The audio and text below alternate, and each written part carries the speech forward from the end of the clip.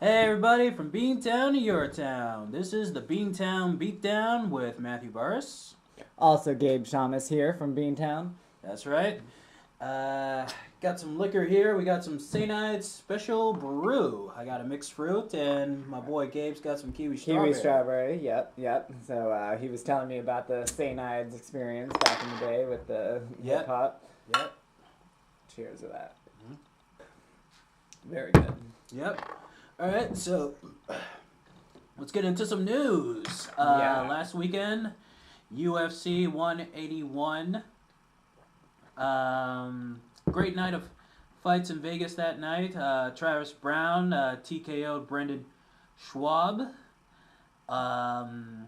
Anthony Pettis won by submission in round 2 against Gilbert Melendez, still the lightweight champion. Great fight that night. And a much greater fight, of course, the main event, Johnny Hendricks, Robbie Lawler for the welterweight title. That was a great night. That was a great fight, and Robbie Lawler won by a decision. It was a pretty close fight. Once again, just like the first fight, balls to the walls, slugging, just going at it. Um, and they got to do a part 3 for going into the new year. They got to do a part 3, man. I mean, part 1 was great. Part 2 was even greater. Now they got to do a part 3, man.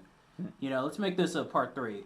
But also the big news, actually much bigger news coming out of UFC 181 was the acquisition of one Phil Brooks, aka CM Punk, former WWE wrestler, now an MMA fighter.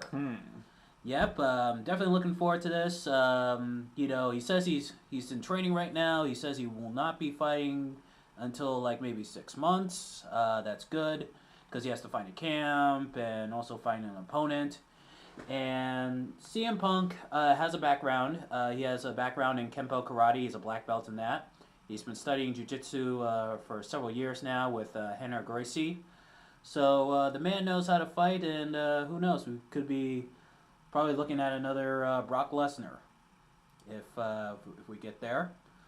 So hope it all works out in the end. And of course, last night was a dose of boxing and MMA on Friday. I had some Popeyes chicken and some liquor to watch that fight. To watch those fights, it was Sweet. great. Yep, it was the season finale of the Ultimate Fighter, and we have the first ever women's strawweight champion, Carla Esperanza, aka the Cookie Monster. Beat, the Cookie Monster. She beat Rose Namajunas. Judas. Sorry, not good at spelling. Looks like Namajunas. Yeah, Namajunas. She's also the fiance of Pat Barry, a former UFC fighter and kickboxer. So that was a great night of fights there. And also on boxing, Mayweather Promotions had Ezra Landry, or whatever. Sorry, I can't pronounce the name. Against Ishe Smith. Smith lost by a decision. Still a good night of boxing at the old Alamo Dome. And Mayweather did address the rumors of the Pacquiao fight. He says that he actually does want to fight Pacquiao. He says he wants to do it on May 2nd, Cinco de Mayo, or as he calls it, Cinco de Mayweather. Yep, Cinco de Mayo has now become Cinco de Mayweather because all his fights on Cinco de Mayo weekend, he just takes over. And that looks like a fight that could possibly happen. Of course, we got the Amir Khan fight tonight against Devin Alexander. So Amir Khan could be in the mix, although I have heard people don't want to see that fight. They actually want to see Mayweather versus Pacquiao. If Mayweather is smart, he'll take the Pacquiao fight, and then should he win that fight with Pacquiao, I say go for Amir Khan. But we got to see what's going to go down tonight because Devin Alexander could be in the mix as well. Also, he says he does want this fight on May 2nd. Of course, it's going to go head-to-head with Miguel Cotto and Canelo Alvarez. That's going to be happening on Cinco de Mayo as well, and that's going to be on HBO. Hopefully it's on pay-per-view, So we'll see what happens there. And tonight we get another dose of boxing and UFC. tonight, and of course at the UFC card, UFC live on Fox 25. So for those of you out there, you won't have to go to a bar or you won't have to get Fox Sports 1. You know, you can just watch it locally on your TV. Yep. And in the main event, Junior Dos Santos versus Stipe Misiotic. Back to school for me. Right. But that fight is going down live tonight at 8 o'clock on Fox in Phoenix, Arizona, where the Super Bowl will be being played later on in the year. And of course, Nate Diaz is fighting Rafael Dos Anjos. That's a good fight right there in the lightweight division. And staying in the heavyweight division, we got 2 more fights from the heavyweight division. Alistair Overeem, the former K1 and Strikeforce champion, taking on Stefan Struve. And also in the first match of the night, it's Gabriel Gonzaga versus Matt Mitrione. Oh yeah, good night of. About to say. Oh yeah, that's going to be a good night of fights there. The heavyweights taking over, and it's going down in Phoenix, Arizona, as I said before, tonight, 8 o'clock on Fox 25. And also, as I also mentioned before, tonight is boxing on Showtime. Amir Khan versus Devin Alexander. That fight's taking place at Madison Square Garden at 9 o'clock on Showtime. Sorry, I'm stumbling a little bit. It's taking place at the MGM Grand. Mayweather gets money. So that's going to be a good night of fights there as well. Going to be interesting to see what's going to go down in that fight. And also, do you have any plans tonight? Are you going to watch the UFC fight on Fox 25 tonight, or you got other plans? I might have other plans, but yeah, why should I tune into the fight? Well, why? Because you got Junior Dos Santos, who's former heavyweight champion. He's fighting, and it's 3 heavyweight fights, and heavyweight fights they don't tend to go long. You know, that's one thing I learned in combat sports. When it's the big guys that are fighting, somebody's gonna get knocked the fuck out. I mean, I don't know who's gonna get knocked the fuck out. I mean, right. But I know somebody's gonna get knocked the fuck out. As far as the Diaz versus Dos Anjos fight, Nate Diaz is a good striker. I mean, he has the ability to knock you out. But I wouldn't be surprised if this fight goes 3 rounds. You know, I wouldn't be surprised. But as far as these 3 heavyweight fights go, people are going to get knocked the fuck out. They're going to be carried out in stretchers, you know, and stuff like that. So you can definitely expect that. So that's definitely a reason to watch that fight on Fox. And, you know, really am looking forward to it. It's been a good weekend of fighting here, and definitely cannot wait for the pay-per-view for, you know, in January. All the new fights coming in January for the UFC, so good way for the UFC to go out with a bang. And now we're going to go into our fighter of the day. This is not a boxer we're talking about. We've been talking about boxers here on Fight of the Day and you know, Blast from the Past. This one is a kickboxer, and of course, arguably the greatest kickboxer of all time, Don the Dragon Wilson. Yep, Don the Dragon Wilson, born September 10th, 1954, here in Alton, Illinois, right outside of Chicago. Father is Japanese, mother is American.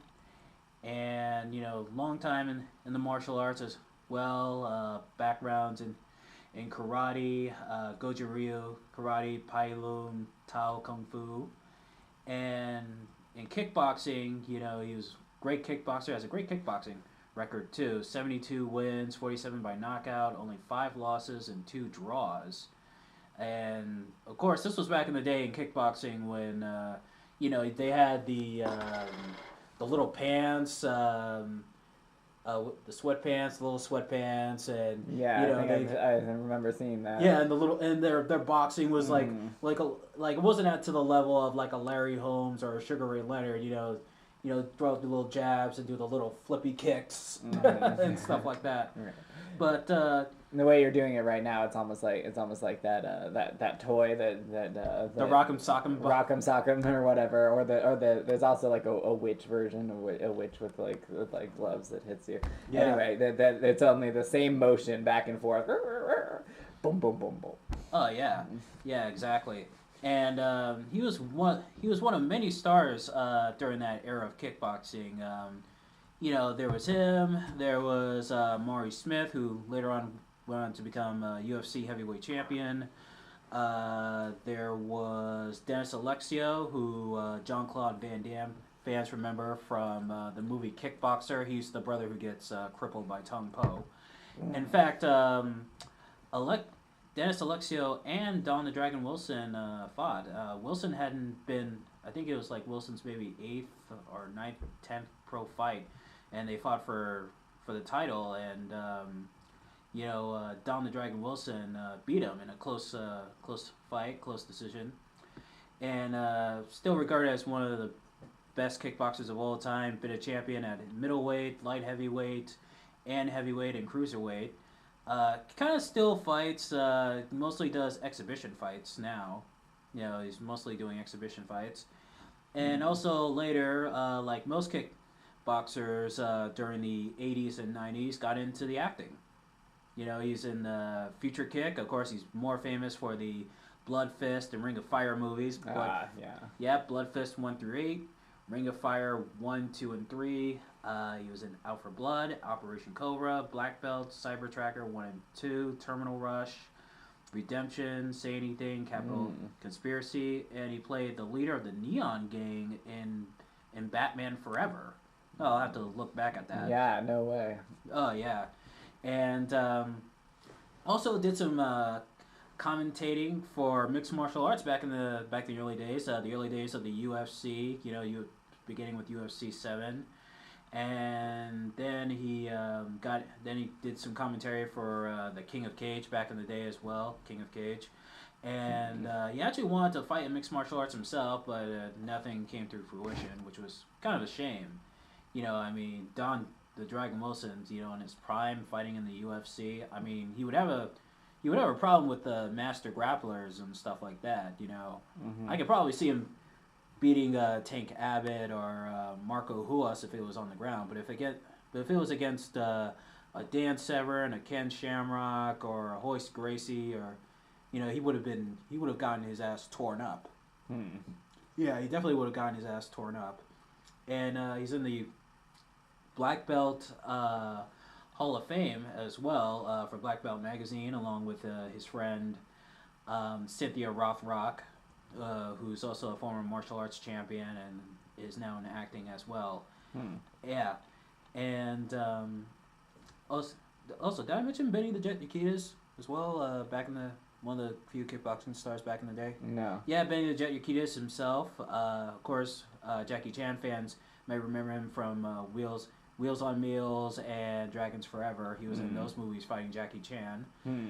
Yep, and also there was Bill Superfoot Wallace as well, and Joe Louis. Not the boxer Joe Louis, the kickboxer Joe Louis, Lewis, Lewis. And, Don Dragon Wilson, man, again, one of the great kickboxers back in the day, and, really great fighter, and of course, that was back in the day when kickboxing was still kind of popular. I mean nowadays it's more popular now because like the kickboxers are now working more on their hands. They have better techniques, thanks to the influence of the Thais and the Dutch, their style of kickboxing. But back then it was just it was okay. It was good, but it wasn't great. Right. I remember from my kickboxing class, we did do a wide range of, techniques and stuff like that. There's three different side kicks and stuff I didn't even know about, which is pretty awesome, Oh, yeah. And of course, everyone's more familiar back then. We're more familiar with kickboxing for the movie Kickboxer with Jean-Claude Van Damme. Yeah, exactly. And but Don Dragon Wilson, one of the greatest gladiators out there at that time. Truly a pioneer in kickboxing, and would also love to see him in K1. You know, K1 in the mid '90s when it began. You know, at his, you know, I would have loved to see him in K1 at in his prime too. You know, would have made for some. I don't know if he would have beaten the Overeems or the Andy Huggs or the Masatos or any of those guys. But I tell you one thing, he would have definitely given Mirko Cro Cop a run for his money. Back when Cro Cop was dominating and demolishing guys in kickboxing. So yeah, definitely would have. And that's it for our fighter of the day, Don the Dragon Wilson.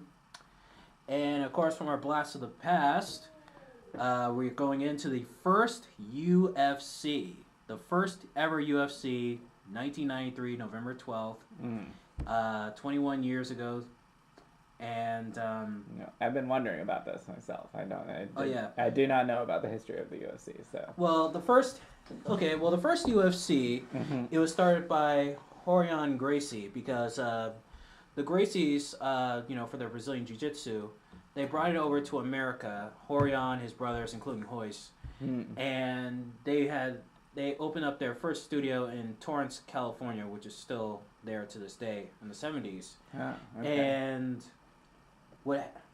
And they would have students come in, and their students would say, "Oh, my karate instructor, he's so dangerous. You know, like he can poke your eyes out and show it to you, and stuff like that." And Rorion would invite these challengers to come, and he would put on videotape, and people would come to the dojo, and and they're still on YouTube too if you look them up. They're choking out judo guys, karate guys, Hapkido guys.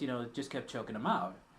And they did an article on it in one of the issues of Playboy magazine, and then Art Davey and all the guys at Semaphore Entertainment Group, they all got a hold of it, and and they said like, wow, why don't we bring this on a bigger scale? And of course, to bring it to the bigger scale, they thought about it, and they finally got it on pay-per-view. They got the best fighters in the world, everybody from karate to kung fu to judo. Bring them all in there and let's have them fight.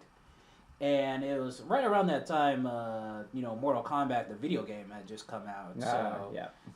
It was like, something like this. It was like something out of those video games, or something out of those, like Bloodsport or Lionheart, or any of those movies where it's like underground street fighting and fight to the death, something like that.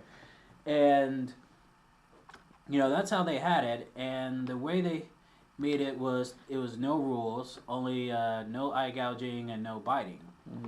And so they brought in all the best fighters, and that's when we were first introduced to Royce Gracie and Ken Shamrock. But the first fight of that night was Gerard Gordeau and Tila Tule, who's now on CBS's Hawaii Five-0. Oh, yeah, he's that big Hawaiian dude, the informant. And what happened was Tila Tule, he was a sumo wrestler, and Gerard Gordeau was a Savate fighter. And Tila Tule comes rushing into him, just blah, and then all of a sudden he trips and falls, because Gordeau also cracked him one. And then he kicks him straight in the mouth, and his tooth goes flying out the cage. Oh, yeah, his tooth went flying out the cage, and then boom, hit him with an uppercut to the right eye, and they stopped the fight. Oh shit. Oh yes, and Ken Shamrock. I mean, everybody who's ever told this story, everyone in the locker room was popping the pads and hitting and yelling, going, "Yeah, let's do this, whoa!" Right.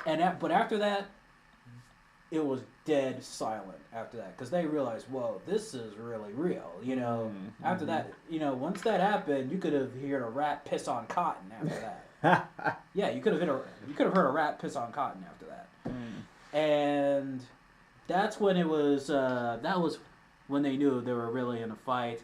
And of course, Ken Shamrock, coming over from shoot fighting, of course, from Pancrase organization, he broke Pat Smith, who was a kickboxer, broke his ankle, and the fans were actually booing him. Really? Well, yeah, because they had no education in grappling. Grappling isn't what it was today. You got to remember, this is 1993. Everyone still thinks of was still thinking of martial arts as the death touch and the special flying kicks and, right. and all that. And yeah, I was gonna say it must have been pretty like out there for the time, like to get everybody knew judo from different backgrounds and everybody knew judo and Japanese jiu-jitsu. They knew that. But then, and all of a sudden, here comes Royce Gracie, and he is just submitting guys. He's like 155 pounds, submitting guys, even submitting Ken Shamrock, who outweighed him. Shamrock was a heavyweight and stuff. And Gracie just like, it totally changed martial arts forever. Everyone was thinking, karate and and kung fu and all this stuff, and then here comes this guy with his Brazilian jiu-jitsu, and he taps people out. As a matter of fact, the first fighter he fought in that competition was a boxer, Steve Jefferson. He was a cruiserweight champion, and of course it was bare knuckles. They could put tape around their hands, but they couldn't put tape on their knuckles. And our Jefferson, he said, well, can I have Steve Jefferson, I think it is. He said, well, can I have the one boxing glove? And they said, okay, and he had one boxing glove on, and the other one was just his hands wrapped. He had one boxing glove on. And that was a great night of fights, and Royce Gracie won, beating Gerard Gordeau to win the championship. The first Ultimate Fighting Championship tournament, and that was the thing, man. Back then, it was a tournament, and nobody had ever seen anything like this before. Right.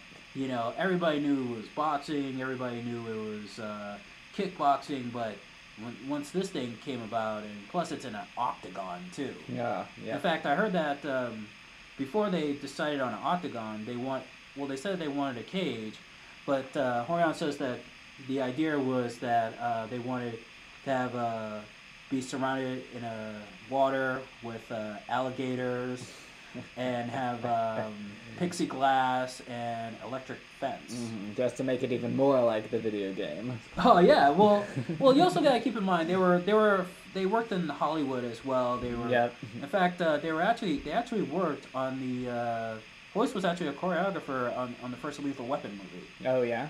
Yes, this was before Mel Gibson went crazy and started hating Jews. Well, actually, I think he hated Jews still then. I'm sure he did back then, but he wasn't crazy.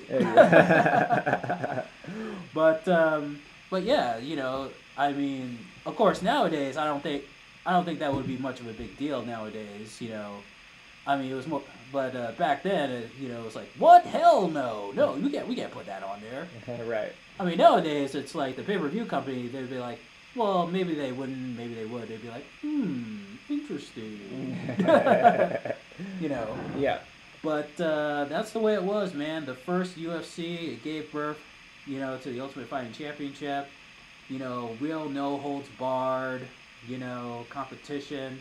And of course, it got bloodier and stuff, which was a good and a bad thing for the UFC. It was good because fighters were coming in, and we had, gave birth to some of the greatest fighters ever, Ken Shamrock, Royce Gracie, Tank Abbott, not Paul Varlins, he was kind of a journeyman fighter, he was more of a crowd favorite, but it did lead to great, events, and people still live off that shock value of the UFC.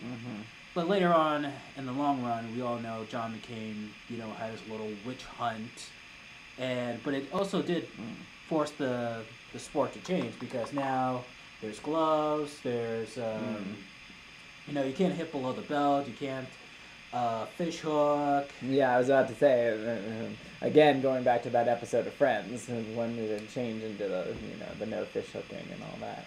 Yeah, and another rule is that this was one was made famous by Tito Ortiz, was you can't put your finger in a fighter's cut.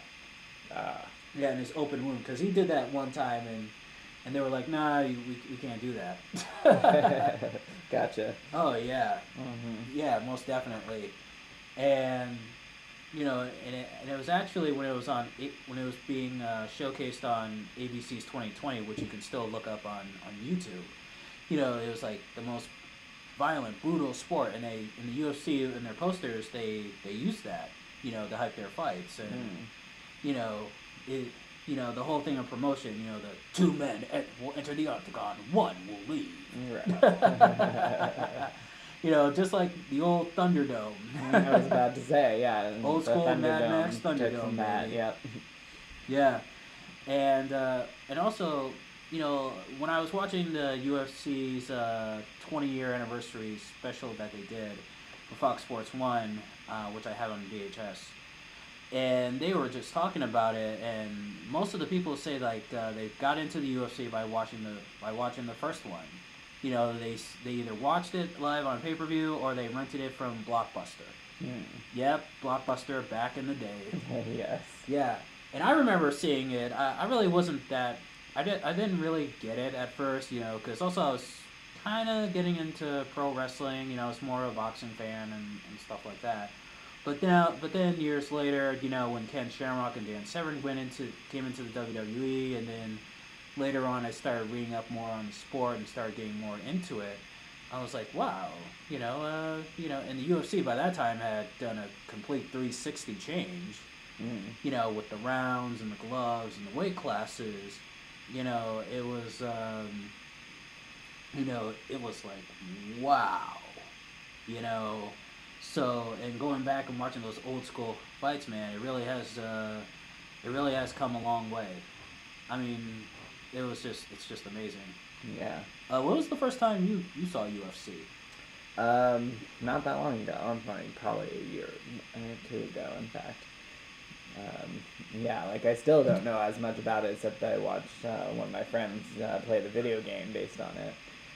We talked about that with Jackie Chan in it. Bruce Lee. Bruce Lee, I mean, Yeah. yes. But so like you didn't see like you didn't see it when it was on like Spike TV, or you didn't see like any of the old events on DVD they have now, or Right. VHS. You didn't see it back then. No, not back then. Oh, yeah, and but yeah, man, and that's when it was owned by Semaphore Entertainment Group, and of course they later sold it to Zuffa, which is owned by the Fertittas, and Dana White became president. In fact, Zuffa means fight in Italian.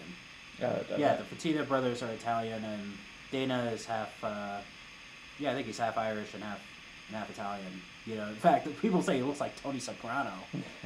Yeah, he does. Especially back then when he had a little bit of hair, he looked definitely like Tony. Mm-hmm. Yeah, exactly. And in fact, CM Punk, he says that when he saw the first UFC, he loved it.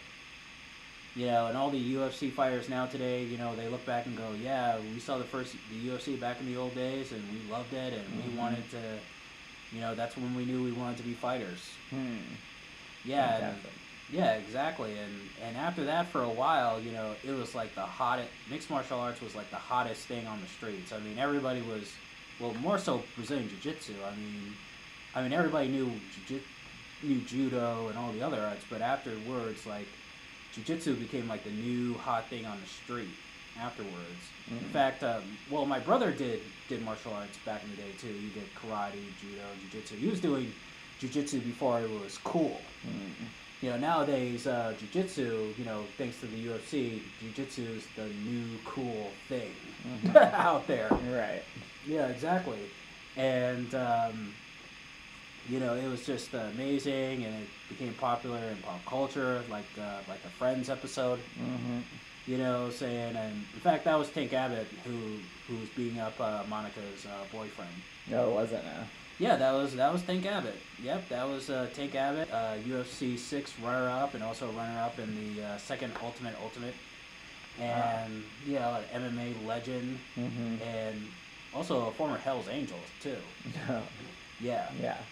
And that was it, man. It all started with the Gracies and the first UFC, and let me tell you something, man. If Bruce Lee were alive today, he'd be so proud because, the Ultimate Fighting, because that was real combat. Bruce Lee loved the idea of real combat, and stuff. I mean, it wasn't exactly like what he pictured with no rules, because there were some rules. But this was as close to a street fight you could have gotten. And plus, it answered the old questions, I mean, it was a spectacle, to answer the questions, could, who would win in a fight, Bruce Lee or Larry Holmes or Muhammad Ali and a ninja or whatever. In fact, people still have those conversations. Of course, yeah. Yeah, they still, even today with the UFC, they say, like, who could win in a fight, Ronda Rousey or Floyd Mayweather. I mean, the boxing ring, Mayweather owns Ronda. In the octagon, in the octagon and in the streets, Ronda owns Mayweather. Okay, she owns him. definitely owns him. I mean, who would win a fight? You or me? I don't know. You want to? You're asking that seriously? I mean. What, you want to go right now? Yeah, you want to go? You want to go? I'm surprisingly spry. I don't know if you want to bring that on. No. Besides, you're my producer. I can't bite the hand that's feeding me right exactly. now. And Never bite the hand. And that it definitely feeds is right now. But exactly. but I think people always want to ask those questions. They always want to ask who would win in a fight and whatnot. Yeah. In fact, the guys at Semaphore Entertainment, they were Bob Marowitz and Art Davey. They were actually friends with Paul Heyman when Paul Heyman was in charge of ECW, and they wanted to do something with ECW. They wanted to do a pay-per-view with them, work with them. Of course, that never happened, but they did work with them a little bit. They brought in Paul Varlins to ECW to work an angle with Taz. And of course, Taz in the match tapped him out, and that was the end of that. But that's how it all started. With the UFC, man. The first Ultimate Fighting Championship. 21 years later, the greatest sports organization in the world. Sorry, NFL. Sorry, NBA. Yes. And now it's time for the rant of the day. Rant of the day. And you want to start? Sure. Yeah. So we were talking last time about is there sexuality in fighting, and I laid out my reasons for why I think there is, and we talked about I asked you how you feel about female fighters, and if you fantasize about them. That was a very interesting answer about your personal fantasy with one of them. And Katy Perry, was it? Oh yeah, she was me and Ronda's sex slave. Yes, exactly, which is awesome, and I want to go back to that as often as possible. But anyway, there's it's stuff like that. I think people do have these fantasies and whatnot, and so going along with that, what I'm going to talk about today is that there. You probably suspected that there might be porn based off of fighting, but I'm here to tell you that there is, in fact, porn based off of fighting. I have seen at least the male and male version. I've been told that there is a female version as well. But yeah, no, there is a porn called Naked Combat, and it does completely mimic all the fighting type of scenes that you're used to, and and it just brings it to a more sexual conclusion. I heard from a friend of my boyfriend's that he watched the two ladies in this type of naked combat. And the funny thing is that he ended up paying for this type of porn. And so those of you that do watch porn as much as I do or more, that there's a lot of free porn out there. So to want to pay for it, that's got to be, you've got to be really invested. So this guy was paying to watch these two girls duke it out, and then eventually get down with each other. I think it's a just a fascinating sort of progression. It's the next, if we're going to accept that there's sexuality in fighting, this is the next sort of progression from that. And I personally have watched male naked combat multiple times. I am very fascinated with men being rough with each other sexually. It's not, it's definitely not just me. I've talked with some of my friends, and my boyfriend used to teach school, and he actually had this one kid, teenage boy, ask him about what he thought of if two guys fight and then it turns into sex. And he was he didn't want to admit how fascinated he was by that. So I think it's really primal. I think it's, it's primal and it's kind of awesome. I'm going to ask you, Matt, since you do feel these way about some of the women fighters, if you could watch two women fighters fight and then afterwards figure out who's going to go down on who, etc., would you watch that?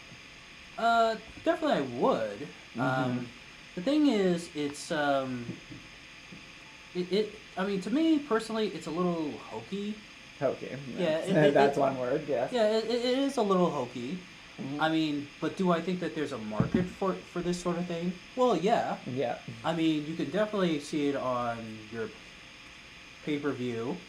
Right. You can see it on your local porn store or on the internet. Right. But it wouldn't.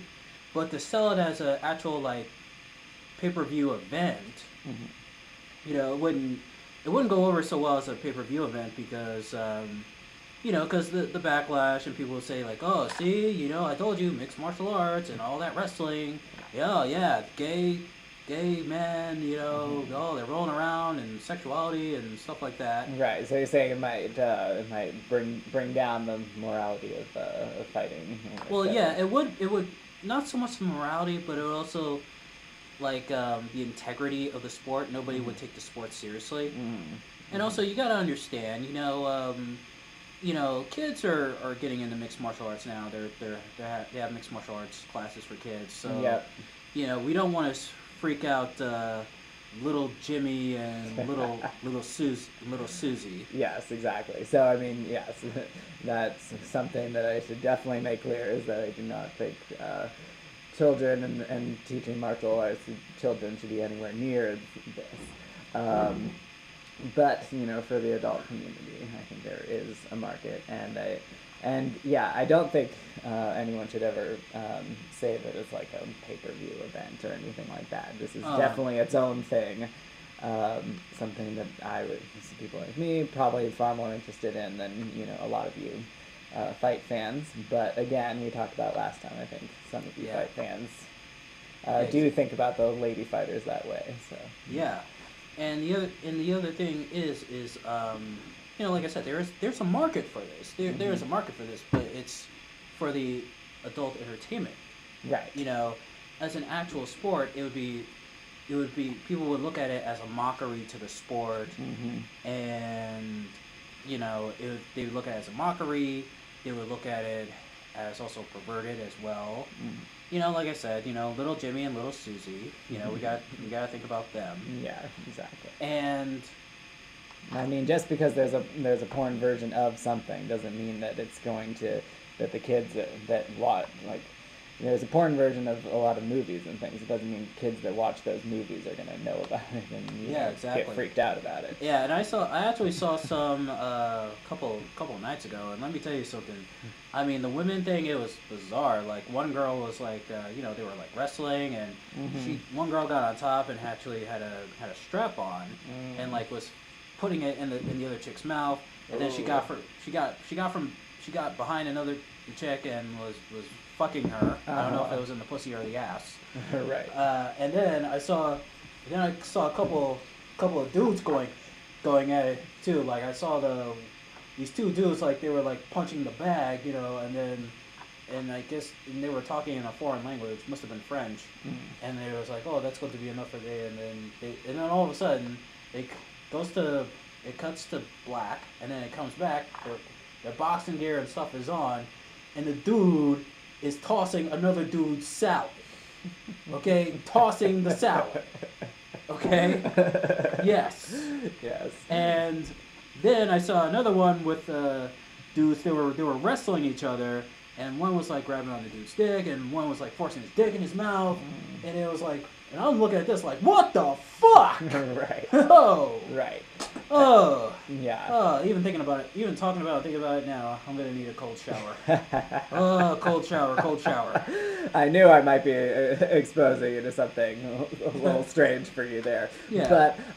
But you know, there's actually, I guess, since you brought it up, that there's ones that are kind of like strange and out there. I guess there are different versions of the same thing. Like, because basically some of the ones that I watch are a lot more related to fighting, like things like, you know, there's actually an actual ring, there's a, I don't know what you call it when it's a mediator of fighting, the guy who makes the decision. The referee? Referee, yeah.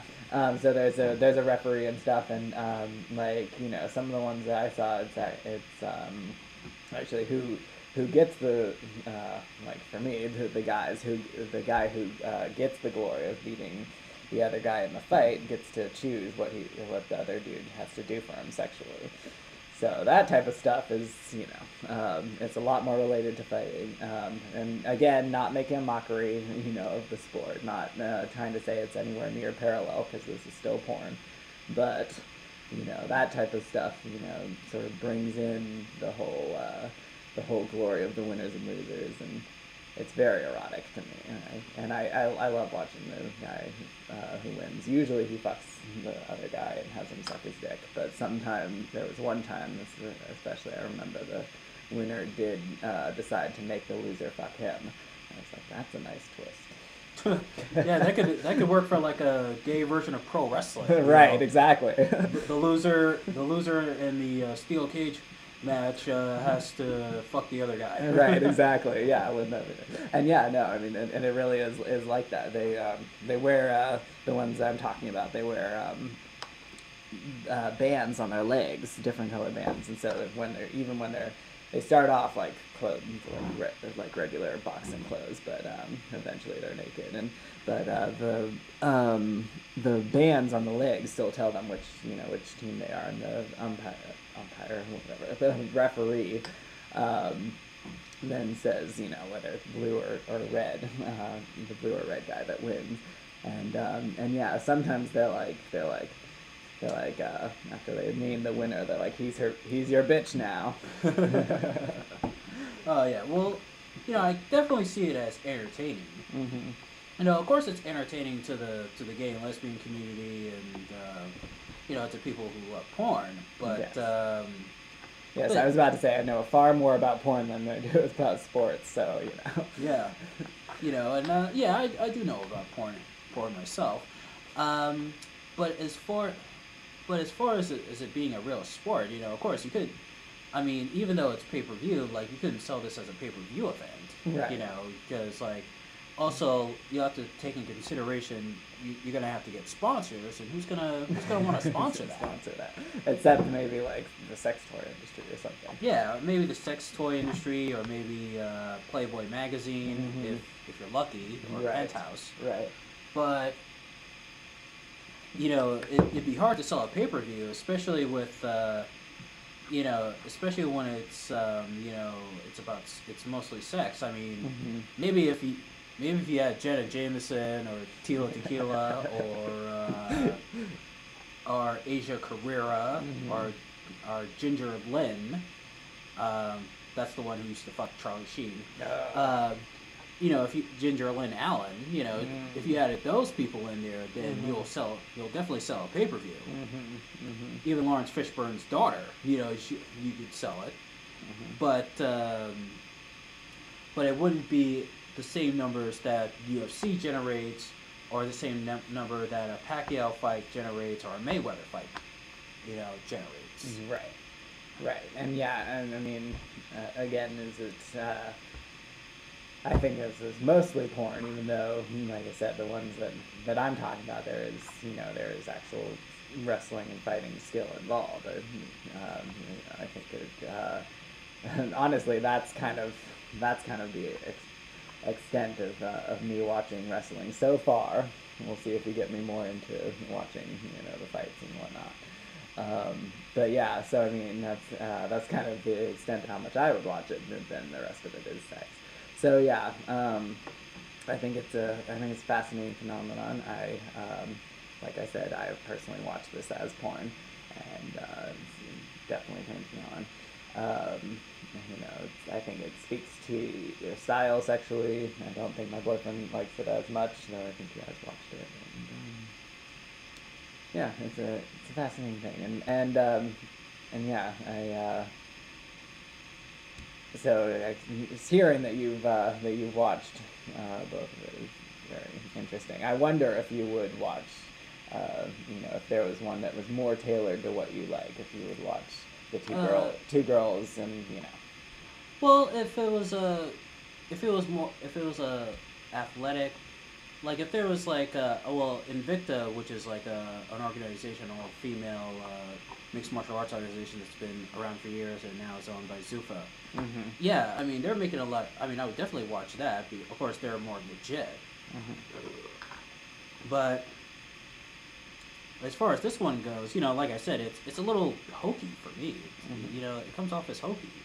I mean, it's sexually okay. I mean, I don't get that much aroused, but I do see the entertainment value in it. I mean, if you don't see the entertainment value in it, you're blind as a bat. But it's not something that I would break my neck or spend my hard-earned money on. Okay. Of course, I saw it on my laptop, so I got to see it for free. Right. But it's not something that it's not something that everyone would garner towards, because, like I said, it would be, at the end of the day, it would be seen as a mockery, and if you were to do if you were to try to sell it as a pay-per-view event, it's a matter of who's going to sponsor it, how you're going to market it, and plus most of these people, I don't know if they're actually real porn stars, the people who participate in this naked combat thing. Mm-hmm. I don't know if they're real porn stars or not. Mm-hmm. I mean, I think some of them are, is the idea. Yeah, like I said, if you had like real porn stars like a Jenna Jameson, or Lily, or even Lily Carter and Lily LaBelle, who are from that one Wasteland. Mm. As a matter of fact, Lily LaBelle, she was in Lindsay Lohan's The Canyons. Oh, okay. The one where Lindsay tried to make a comeback. Mm. Yeah, that results in that. Yeah. But or James Dean, the porn actor. Mm-hmm. Yeah. Or like within the gay porn community, Adam Killian is a name. Yeah, if you had those big names in there, then maybe you would. I mean, you could sell. It would sell, but like I said, it wouldn't generate the money that a UFC fight would. Or a Pacquiao or Mayweather fight. Mm-hmm. Because at the end of the day, you gotta make a profit. You gotta make some money, because if you don't, then the people are gonna be, who put on this event, are gonna get fucked in the ass. No pun intended. They'll be fucked. I was about to say, not literally, perhaps. Yeah, not literally fucked in the ass. And they'll be like, wait a minute, I spent my hard-earned money on putting this event together, and I got no money. Right, exactly. I got no money from this. That's probably why it will stay, that and whatever you think is hokey and whatnot. That's probably why it will stay just in the porn industry. But I think, like I said, sincere flattery is the biggest form of. Imitation is the biggest form of flattery. So imitation is. When it comes to porn, that porn is imitating this whole fight scene is pretty flattering. Yeah, exactly. And and the other thing, going back to the Katy Perry, Ronda Rousey thing. Yes. I mean, God, I just had so many fantasies about them when I was watching that season of The Ultimate Fighter with Misha Tate and Ronda Rousey. Mm-hmm. I mean, they were both beautiful, amazing women. I can't wait for their next fights. Ronda's fight is on February the 28th. And also, I made a mistake. Super Bowl weekend is actually is February 1st, which is the day after the Anderson Silva Diaz pay-per-view fight. Okay, gotcha. Yeah. So either way, it's still going to be a good night of fights and football as well. But I definitely don't see this, this naked combat thing being an actual pay-per-view event. Mm-hmm. Like I said, it's good. Like I said, there's a market for everything. I mean, if there's one thing I learned in entertainment and in sports, there's a market for everything. There's a market for gangster rap. There is a market for reality shows. There's a market for shows that are for the gay and lesbian community. Mm-hmm. Definitely. I guess it's sort of like oil wrestling. I think you'd say the same thing. And maybe it's a little hokier, and it's definitely. I would say it's definitely more bent towards sex, and whatnot. So it's kind of like that. In fact, I was talking to somebody about the. I was talking to my therapist about what we were going to talk about on the show, mm-hmm. and she said, like, well, back in Greece, the ancient times, the gladiators, they would wrestle naked, the men. Mm-hmm. Pancration. I mean, they wore a loincloth. They wore a loincloth and a little towel or whatever. But maybe they did. We don't know for sure, but I think they did.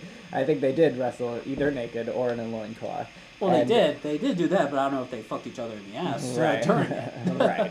I mean, I guess we'll never know. But there are things that if we look seriously at history, there are things about both the Romans and the Greeks. The Romans at least would suck each other off. I've heard, and the Greeks definitely had romance between men. So. Yeah. And also, just so everyone knows, the weekend of Christmas, we're going to be taking that weekend off. Mm-hmm. Yes. Because we're also going to be too busy spending time playing with our toys. More so with Gabe. I was about to say, we did not mean that one sexually, but maybe I will, yes. Yeah.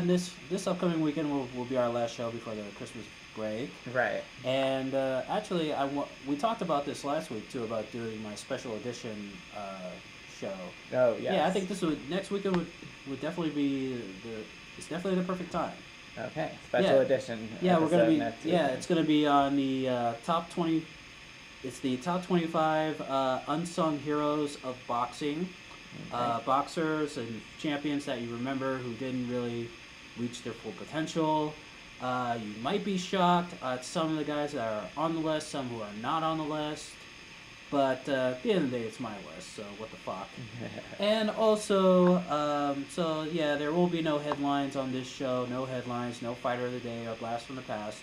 But there will be a rant of the day because the big news is CM Punk joining the UFC, mm-hmm. another WWE wrestler joining mixed martial arts, right. And I'm going to give my opinion on it mm-hmm. as well, and Gabe will give his opinion as well.